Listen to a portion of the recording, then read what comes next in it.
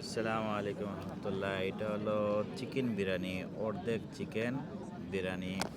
এটা লেবেন আপ, তরকারির ঝোল, পানির বোতল, সালাদ, খেজুর, চামচ, যারা হাত দিয়ে না খায় চামচ, সাথে টিস্যু আছে, একটা আপেল, একটা কি নাশপাতি নাকি একটা জুস।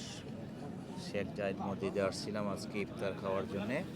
28শে ফেব্রুয়ারি 2026, 11ই রমজান, শনিবার।